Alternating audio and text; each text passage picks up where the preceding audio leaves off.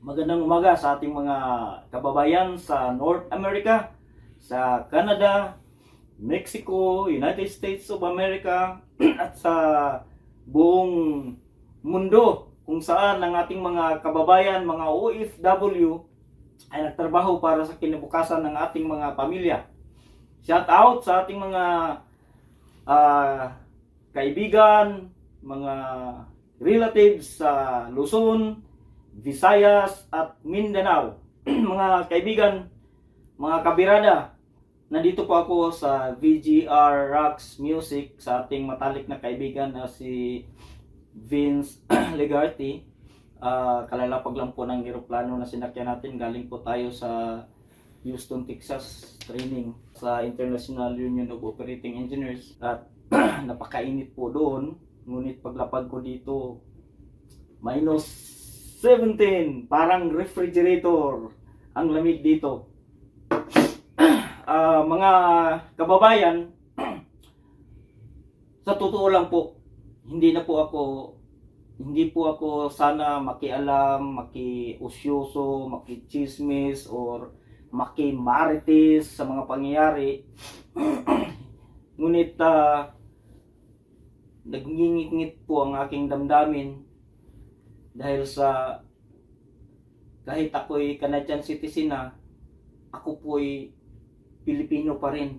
Ang aking isip, ang aking puso, ang aking damdamin, hindi ko po makalimutan ang ating inang bayan na kung saan doon po tayo lumaki.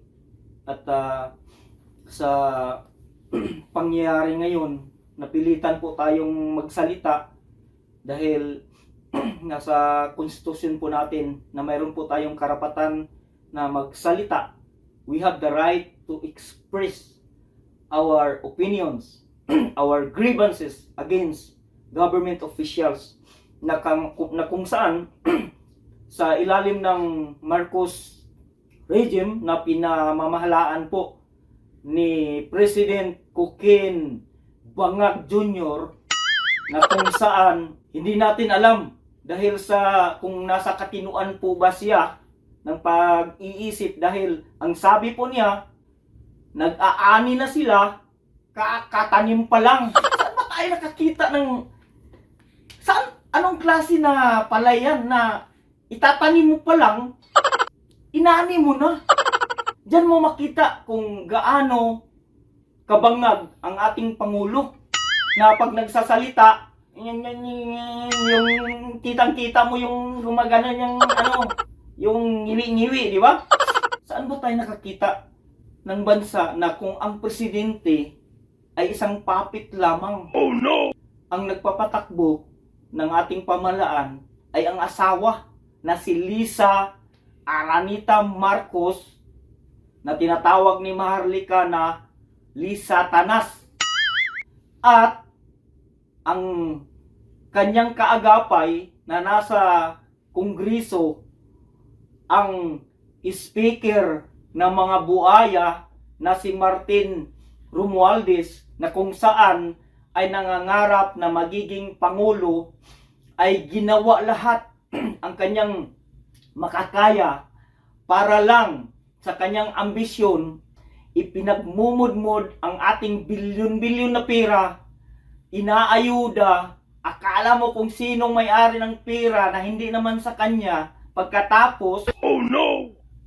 Yun, lahat ng mga kalaban nila dati na CPP, NPA, katulad ni Franz Castro na isang convict criminal. Saan ba tayo nakakita ng isang convict criminal na siya pa ang nagpa-contempt ni Attorney Lopez, ang Chief of Staff ni Vice President Sara Duterte, at ipakukulong? Saan ba tayo nakakita ng ganyan? Ang isang convicted criminal, siya ang magpapakulong ng isang abogado na wala man lang kaso, walang kasalanan. Ganyan na ba kalala ang ating sistema ngayon? Ganyan na ba ang style? Ganyan na ba ang pang-aabuso? Grabe na pang-aabuso ng ating pamahalaan na kung saan pati ang pira ng PhilHealth na 90 billion ay ni-transfer sa kaban ng Pangulo. Na sa halip, ang pira na yon ay itutulong sa ating mga mahihirap na mga kabayan na nandun sa bundok na walang makain halos, walang medisina, malayo sa doktor, at ngayon kinuha pa. Ganyan na ba kagahaman? Ganyan na ba kalala? Sobra na ang kanilang mga ginagawa. Hindi na matitiis ng taong bayan. Isipin mo, meron daw natapos na 5,500 flood control billion a day ang budget. Pero anong nangyari? Bumaha. Kawawang kawawa. At sabi pa ni President Cocaine Bangag Jr. na nagtanim daw siya ng palay, inani na niya, kakatanim pa lang. Anong klaseng pag-iisip yan? At pagdating ng kalamidad, during meeting, tatanungin pa sa mga sekretary niya, ano ngayon ang gagawin natin? Kung mag-isip tayo, kung aayusin natin yung mga flood controls, pagsunod na bagyo, masisira na naman. Ibig ba sabihin na hindi na natin ayusin kasi masisira rin? Tingnan mo kung gaano kabangag ang ating Pangulo. Hindi na talaga tama. Hindi na tama ang kanilang mga ginagawa. Ginagawa tayong gatasan. Ang pera ng bayan, tinutustos kung saan-saan, binibigay kung saan-saan. Sa birthday, nagkuha pa ng mga international singer, ilang milyon ang ginastos para lang party-party. Puro party. Puro cocaine. Oh no! Kasama na doon sila ni Florindo. Kasama na sila doon. Sila Damio na asawa ni Don Solita. Sila ni Marcel Soriano. Mga cocaine boys, cocaine girls. Oh no! Kaya ba nating pabayaan ang ating bansa na kung saan puro na lang drug addict ang mamahala? Isipin mo, si Kirwin Espinosa, isang drug addict, confessed drug lord, pinalabas, pinauwi, pinaltakbo ng mayor. Si Delilah de Lima, napasayaw doon sa kulungan, kasama ang mga drug lords, pinakawala na. Si Mabilog, mayor sa Iloilo, isa ring drug lord na lumayas dahil natakot, inasana na bumalik na rin sa Pilipinas. At mga kriminal, pinalabas, ginawa pang witness. Tingnan mo kung gaano kagago ang House of Representatives. Gaano kagago ang presidente natin. Sorry, pero yan ang totoo. Kaya ako, as a Mindanaoan, malaki po ang aking pagsisisi na sinuportahan po ng Visayas at Mindanao, ng Duterte family, na kung saan nanalo si Bangag Jr. nasa Malacanang na ngayon. Sa halip na gagawin niya ang lahat para sa kabutihan ng bayan, sa ating mamamayan, baliktad naman ang ginagawa. Dahil sa gahaman, power grabber, gusto manatili sa Malacanang, kaya ginagawa lahat ang panggigipit sa mga kalaban. Lahat ng mga kalaban nila noon ay kakampi na nila ngayon. Sinusuportahan na nila ngayon.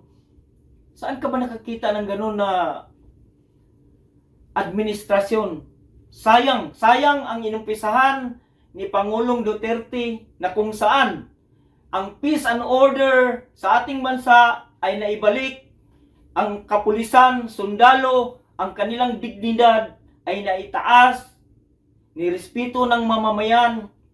Ngunit ngayon, ang mga sundalo, pulis ay ginagawang pawn, ginagawang parang goons ng isang Marcos administration na kung saan ang lahat ng kalaban ginigipit, pinaparusahan, halos gusto na nilang sila na ang masunod. Para bang like father, like San, mga kababayan, sa susunod na mga pag-uusap natin na kung saan dito po kami sa Canada, tingnan natin kung ano po ang opinion, mga suggestions, kung ano ang mga damdamin ng mga Pilipino dito sa bansang Canada. Abangan po ninyo. At sana ang Panginoong Diyos ay sumasa inyo. Sana ang ating bansa ay magkaroon ng mapayapa at magkaroon ng mapayapang Pasko, maligayang Pasko sa darating na Pasko sa inyong lahat. God bless you all. Maraming salamat po.